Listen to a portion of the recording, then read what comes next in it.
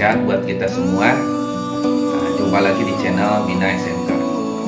Saat ini siswa-siswi SMK akan segera menuntaskan studinya, dan mereka tentu saja disibukkan oleh tes, ujian ya, seperti US atau UKK.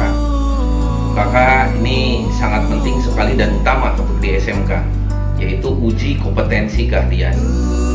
Dan sudah terbit panduan atau pedoman untuk UKK ini. Jadi tidak ada salahnya kalau sekarang kita membedah UKK itu sehingga tidak ada kebingungan, tidak ada bias dan lain sebagainya di UKK ini. Selamat menyaksikan. Pada pedoman uji kompetensi keahlian ini didefinisikan sebagai penilaian terhadap capaian kualifikasi jenjang atau level 2 ya untuk SMK 3 tahun atau level 3 untuk SMK 4 tahun pada KKNI, dan dilaksanakan di akhir masa studi oleh lembaga sertifikasi profesi atau satuan pendidikan terakreditasi bersama mitra kerjanya, yaitu dunia usaha, dunia industri, dengan memperhatikan skill paspor dan atau portofolio. UKK juga didefinisikan sebagai proses penilaian melalui pengumpulan bukti yang relevan untuk menentukan apakah seseorang kompeten atau belum pada suatu kualifikasi tertentu. Tujuan dari UKK ini yang pertama, mengukur pencapaian kompetensi siswa SMK yang telah menyelesaikan proses pembelajaran sesuai kompetensi keahlian yang ditempuh. Yang kedua, memfasilitasi siswa SMK yang akan menyelesaikan pendidikannya untuk mendapatkan sertifikat kompetensi atau sertifikat uji kompetensi. Yang ketiga, mengoptimalkan pelaksanaan sertifikasi kompetensi yang berorientasi pada capaian kompetensi lulusan SMK sesuai kerangka kualifikasi nasional Indonesia. Dan yang terakhir, memfasilitasi kerjasama SMK dengan dunia usaha, dunia industri, dan dunia kerja, atau disingkat biasanya dengan DUDIKA, dan dalam rangka pelaksanaan uji kompetensi sesuai kebutuhan DUDIKA. Sasaran yang dicapai dalam pelaksanaan UKK ini adalah pertama, terlaksananya proses penilaian bagi seluruh siswa SMK kelas 12 atau kelas 13 melalui serangkaian kegiatan uji kompetensi yang dilaksanakan secara efektif, efisien, dan terukur. Kedua, diterbitkannya sertifikat kompetensi, sertifikat uji kompetensi atau yang setara bagi seluruh peserta uji yang dinyatakan kompeten sesuai kompetensi keahlian yang ditempuh. Pelaksanaan uji kompetensi keahlian dilakukan dalam bentuk 3 model. Yang pertama, uji kompetensi dilaksanakan melalui sistem uji maupun pengakuan dari DUDIKA atau asosiasi profesi. Yang kedua, pelaksanaan uji kompetensi oleh SMK atau lembaga sertifikasi terlisensi BNSP sebagai LSP yang diperkenankan untuk menyelenggarakan UKK sesuai dengan ruang lingkup skema sertifikasi yang telah ditetapkan. Yang ketiga, pelaksanaan UKK dalam bentuk penugasan atau proyek dengan standar instrumen yang disusun oleh pemerintah BSNP ya.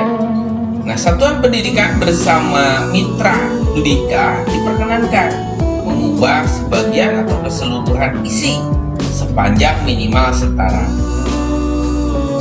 Mekanisme pelaksanaan UKK secara general ya, yang pertama, pemerintah bersama guru-guru produktif, kemudian juga unsur dari DUDIKA dan atau unsur dari perguruan tinggi menyusun standar instrumen UKK yang mengacu pada skema sertifikasi dan atau kualifikasi lulusan. Kemudian yang kedua, Direktorat SMK melaksanakan sosialisasi pelaksanaan UKK melalui Dinas Pendidikan atau media komunikasi digital. Nomor 3, Dinas Pendidikan Provinsi melaksanakan sosialisasi pedoman UKK ini kepada IDUKA atau LSP sebagai penyelenggara, ya, atau pengelola penyelenggara UKK satuan pendidikan. Kemudian yang keempat, Dinas Pendidikan Provinsi juga melakukan verifikasi dan validasi untuk menetapkan SMK yang layak menjadi TUK. Kemudian yang nomor 5-nya, SMK dapat memilih salah satu atau beberapa dari 6 jenis skema penyelenggaraan ujian berikut. Yang pertama, ujian melalui IDUKA, ya, atau asosiasi profesi. Itu tempatnya di IDUKA atau di asosiasi profesi. Yang kedua, melalui LSPP 1. Ya, LSPP 1 ini pihak ke-1 itu ada di sekolah, LSP yang ada di sekolah. Atau di industri juga ada LSP P1, tapi untuk karyawan, ya, atau ya pihak pertama di situ, ya. Kemudian yang kedua, LSP P2. LSP ini didirikan oleh Diduka, ya, atau instansi dengan tujuan untuk melaksanakan sertifikasi kompetensi kerja terhadap sumber daya yang bernaung dalam lembaga induknya. Yang ketiga, LSP P3. Nah, ini LSP atau LSK, Lembaga Sertifikasi Keterampilan, yang didirikan oleh asosiasi industri atau asosiasi profesi dengan tujuan melaksanakan sertifikasi kompetensi kerja untuk sektor atau profesi tertentu sesuai ruang lingkupnya. Kemudian yang kelimanya, ujian melalui panitia teknis uji kompetensi atau PTUK sesuai regulasi yang dikeluarkan oleh BNSP. Dan ya, ini yang paling banyak dilakukan di sekolah-sekolah, yaitu UKK mandiri, di mana sekolah atau satuan pendidikan melaksanakan UKK, ya, dengan menggunakan instrumen yang disusun oleh pemerintah pusat sebagai standar minimal dengan melibatkan mitra dudika dan berorientasi pada standar kompetensi lulusan. Pada UKK mandiri ini, Dudika bisa mengubah bersama satuan pendidikan, bisa mengubah instrumen, ya, untuk yang lebih baik tentunya. Jadi yang diberikan oleh BSNP bukan BNSP. BSNP itu adalah standar, ya. Jadi bisa diubah untuk menjadi lebih baik, lebih tinggi tentu saja. Nomor 6, satuan pendidikan yang telah ditetapkan sebagai TUK menyiapkan bahan, peralatan, asesor baik internal maupun eksternal, dan alat atau komponen penunjang TUK. Nomor 7-nya, satuan pendidikan dan atau lembaga sertifikasi membuka pendaftaran untuk siswa, ya, atau peserta didik yang berhak mengikuti UKK. Yang ke-8, satuan pendidikan yang ditetapkan sebagai pelaksana UKK melaksanakan ujian dalam pelaksanaan setiap jenis skema penyelenggaraan ujian agar melibatkan mitra Dudika ini sebagai bentuk endorsement, ya, pengakuan kepada kualitas lulusan SMK. Nomor 9, pada skema pelaksanaan UKK mandiri, satuan pendidikan bersama-sama dengan mitra Dudika dapat menambah atau memodifikasi soal dengan kriteria atau spesifikasi yang jauh lebih tinggi dari soal yang sudah disiapkan oleh BSNP. Satuan pendidikan penyelenggara UKK memperhitungkan hasil pelaksanaan UKK untuk dicantumkan sebagai nilai ujian sekolah mata pelajaran kompetensi keahlian pada ijazah. Dan satuan pendidikan dan atau lembaga sertifikasi menunjuk ke asesor sesuai persyaratan uji kompetensi. Misalnya sertifikat kompetensinya, ya sertifikat, asesornya masih berlaku, gitu. Itu ada semuanya di instrumen penyelenggaraan, ya, instrumen kelayakan penyelenggaraan sebagai tempat uji kompetensi. Nomor 12, pada pelaksanaan UKK ini menggunakan strategi, bentuk, dan teknik yang sesuai dengan kompetensi yang diujikan. Selanjutnya, satuan pendidikan melaporkan kegiatan UKK berikut daftar nilainya pada Dinas Pendidikan Provinsi dan Direktorat. Kemudian nomor 14, peserta UKK mandiri diperbolehkan memperoleh instrumen UKK untuk melaksanakan latihan, melaksanakan orientasi atau asesmen mandiri. Dan yang nomor 15, peserta UKK mandiri dapat memilih salah satu atau lebih paket ujian atau skema sertifikasi yang tersedia. Peserta UKK yang melakukan asesmen dengan teknik demonstrasi diwajibkan mematuhi protokol kesehatan sebagaimana ditetapkan oleh peraturan perundangan yang berlaku, yaitu SKB 4 Menteri ya. Dan ada pengaturan jumlah peserta didik yang melaksanakan UKK setiap harinya. Jadi jumlahnya tentu tidak bergelombol dan banyak ya, sebagaimana protokol kesehatan. Kemudian nomor 17, asesor mengupayakan untuk menggunakan teknik penilaian portofolio ya sebelum teknik penilaian lainnya. Jadi diutamakan ini teknik penilaian portofolio sesuai kompetensi yang dinilai serta ketentuan yang berlaku. Dan yang 18, sertifikat kompetensi atau sertifikat UKK dapat diterbitkan hanya bagi peserta yang dinyatakan kompeten saja. Nomor 19 terakhir, hasil UKK atau uji kompetensi keahlian ini dapat dianalisis dan digunakan untuk pemetaan mutu program dan perumusan kebijakan di satuan pendidikan, baik ketenagaan, kelembagaan, ya semuanya itu bisa digunakan untuk pemetaan. Baiklah, selanjutnya kita bicarakan 3 domain model untuk pelaksanaan UKK ini. Yang pertama adalah pelaksanaan UKK di IDUKA atau asosiasi profesi. Ada 4 hal yang perlu diketahui ya.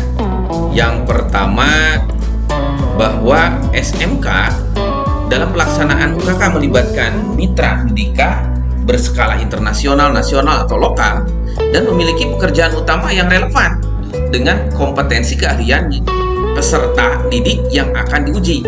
Yang kedua, mitra didika memberikan kontribusi dalam penyusunan instrumen pengujian, menyiapkan penguji asesor, dan memfasilitasi TUK. Nah ini nih ya, ciri yang paling khas adalah penyusunan instrumen pengujian, menyiapkan asesor dan penguji. Juga asesor mengupayakan untuk menggunakan teknik penilaian portofolio sebelum teknik penilaian lainnya sesuai kompetensi yang dinilai serta ketentuan yang berlaku.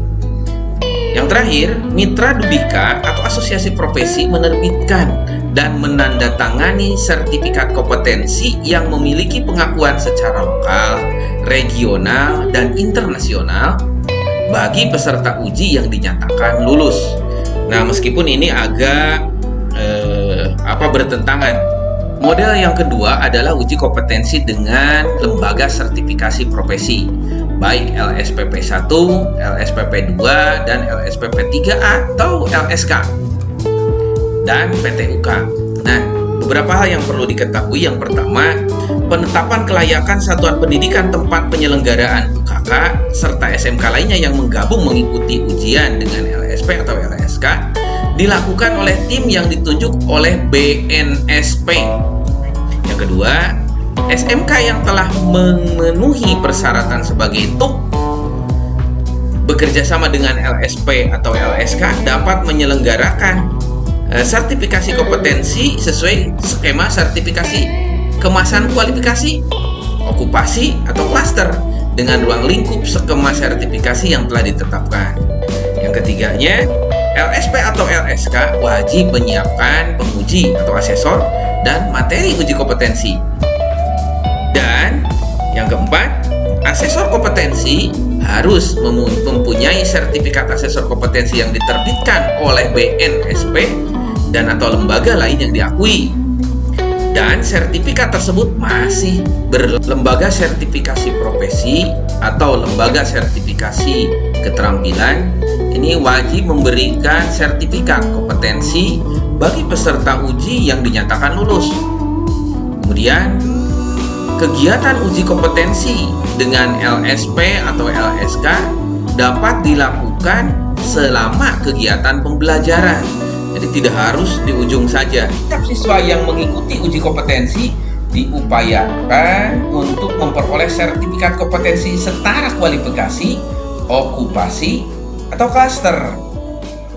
Klaster besar ya, lebih besar dari 6 unit kompetensi, atau kombinasi beberapa klaster dengan total minimal 7 unit kompetensi. Uji kompetensi keahlian yang terakhir adalah dengan UKK mandiri, dan ini paling banyak dilakukan di sekolah-sekolah SMK ya. Nah, beberapa hal yang perlu diketahui adalah pertama, tempat penyelenggaraan UKK mandiri harus memenuhi syarat kelayakan, dan ini diverifikasi oleh Dinas Pendidikan. Yang kedua, verifikasi kelayakan satuan pendidikan ya, tempat penyelenggaraan atau TUK menggunakan standar instrumen uji kompetensi yang disusun oleh pemerintah. Nah, itu ada di smk.kemdikbud.go.id di situ. Ya, dilakukan oleh Dinas Pendidikan Provinsi dengan menggunakan instrumen verifikasi yang diselenggarakan oleh pemerintah pusat. Yang ketiga, Dinas Pendidikan Provinsi membentuk tim verifikasi dengan melibatkan Dudiduka, Dudika ya, atau institusi pasangan yang relevan. Keempat, penetapan kelayakan satuan pendidikan atau tempat penyelenggaraan UKK mandiri atau TUK serta SMK lainnya yang menggabung mengikuti dengan standar instrumen yang disusun pemerintah ya, dilakukan berdasarkan rekomendasi tim verifikasi. Kelima, asesor UKK mandiri terdiri atas gabungan internal dan eksternal. Yang keenam, penguji internal adalah guru kejuruan yang relevan dengan persyaratan sebagaimana tertuang pada instrumen verifikasi. Selanjutnya, penguji eksternal berasal dari SDM, Dudika, atau asosiasi profesi yang memiliki latar belakang dan atau asesor yang memiliki sertifikat kompetensi dan pengalaman kerja yang relevan dengan kompetensi keahlian yang akan diujikan. Kemudian nomor 8, persyaratan Dudika adalah telah bekerja sama dengan SMK minimal 1 tahun dan telah memberikan kontribusi terhadap pengembangan sekolah, antara lain terlibat dalam sinkronisasi kurikulum kejuruan, sebagai guru tamu, sebagai penyedia tempat praktek kerja lapangan, peserta uji, ukur kalau sudah ada magang guru, magang siswa, dan lain sebagainya. 9. Satuan pendidikan bersama Dudika dapat mengembangkan penugasan dan lembar penilaian dengan level yang lebih tinggi dan sesuai kebutuhan. 10. Asesor wajib mengembangkan instrumen penilaian aspek pengetahuan berdasarkan indikator pencapaian kompetensi yang tercantum pada pedoman penilaian. 11. Asesor mengupayakan untuk menggunakan teknik penilaian portofolio sebelum teknik penilaian lainnya sesuai kompetensi yang dimiliki dan yang dinilai serta ketentuan yang berlaku. Dan yang terakhir, satuan pendidikan menerbitkan sertifikasi uji kompetensi yang ditandatangani oleh perwakilan satuan pendidikan bersama perwakilan IDUKA.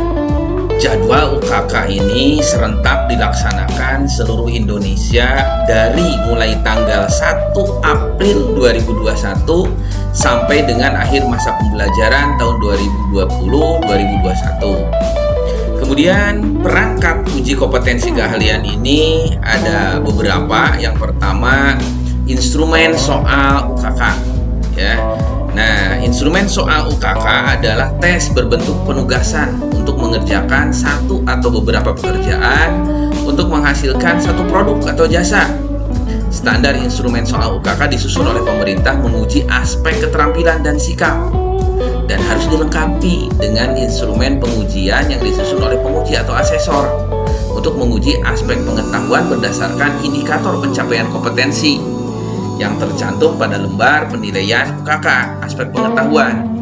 Instrumen pengujian aspek pengetahuan ini dapat berupa pilihan ganda, uraian, jawaban singkat, atau wawancara. Kemudian yang kedua adalah lembar pedoman penilaian.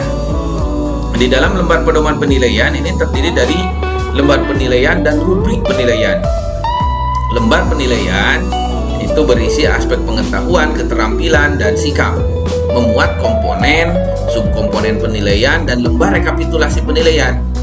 Rubrik penilaian memuat kriteria, unjuk kerja, hasil, dan sikap kerja dari komponen dan subkomponen penilaian. Yang ketiganya dari perangkat UKK Mandiri ini adalah lembar pedoman penilaian UKK. Yang ketiga adalah instrumen verifikasi penyelenggara. Sebetulnya ini harusnya di atas, ya. Instrumen verifikasi penyelenggara adalah instrumen yang digunakan untuk menilai kelayakan satuan pendidikan atau institusi lain sebagai TUK. Instrumen verifikasi memuat standar pelayanan persyaratan peralatan utama, standar persyaratan peralatan pendukung, standar persyaratan tempat atau ruang, serta memuat persyaratan penguji yang terdiri dari penguji internal dan eksternal. Penggandaan dan pengiriman naskah kompetensi keahlian ini Direktorat memposting di smkkemdikbud.go.id, ya. Instrumen UKK Mandiri beserta perangkat uji lainnya. Kemudian Dinas Pendidikan secara normatifnya adalah mengunduh, gitu ya. Kemudian mensosialisasikan kepada satuan pendidikan, baik secara luring maupun secara daring. Dan proses pencetakan, penggandaan, pendistribusian naskah UKK dilaksanakan sesuai peraturan Perpres ya nomor 16 tahun 2018 tentang Barjas, turunan dan perubahannya. SOP pada penilaian dan kelulusan uji kompetensi keahlian itu sebagai berikut. Yang pertama, asesor melakukan penilaian dengan menggunakan lembar penilaian yang telah disediakan oleh panitia. Yang kedua, asesor melakukan penilaian sesuai karakteristik kompetensi keahlian didasarkan atas unjuk kerja, kinerja, atau produk yang dihasilkan oleh peserta uji. Yang ketiga, asesor memberikan keterangan pencapaian kompetensi untuk setiap komponen penilaian. Yang keempat, asesor dapat menambahkan indikator dan komponen penilaian lebih tinggi dari yang telah ditetapkan. Kelima, asesor dapat menyediakan kesempatan untuk pengulangan remedial ya, peserta didik untuk komponen yang belum mencapai standar sampai batas tanggal ujian terakhir.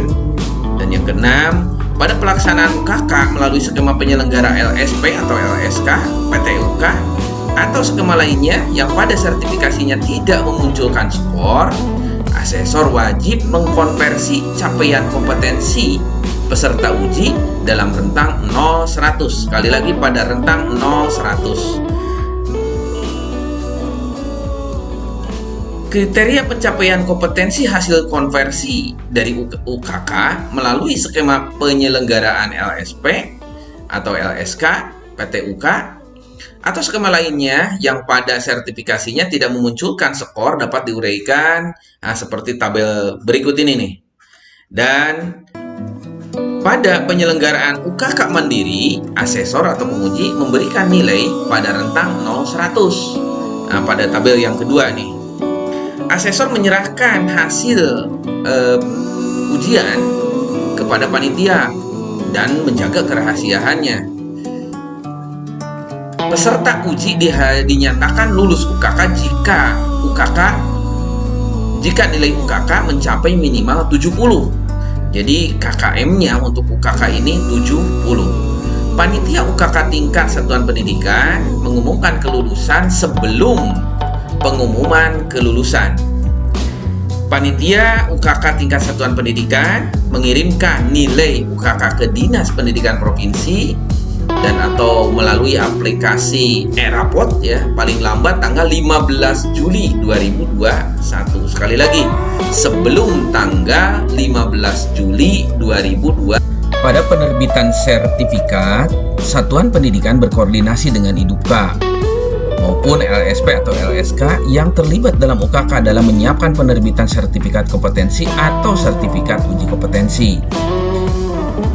Kemudian, format, redaksi, dan substansi yang tertuang dalam belangko sertifikat kompetensi atau sertifikat uji kompetensi dapat disesuaikan berdasarkan masukan dari IDUKA.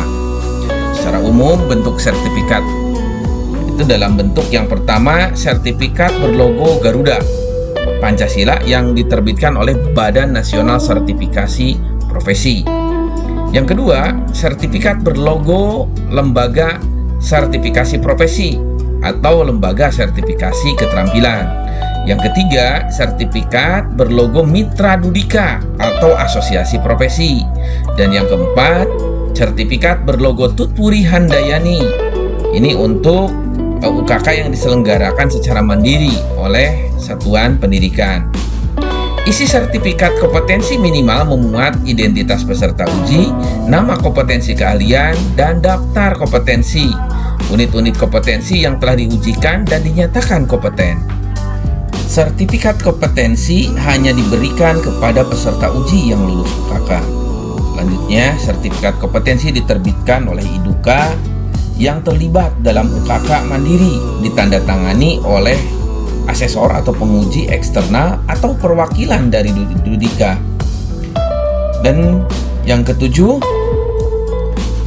bagi peserta uji melalui lembaga sertifikasi profesi yang berlisensi, maka pemberian sertifikat dilakukan oleh LSP atau LSK yang bersangkutan.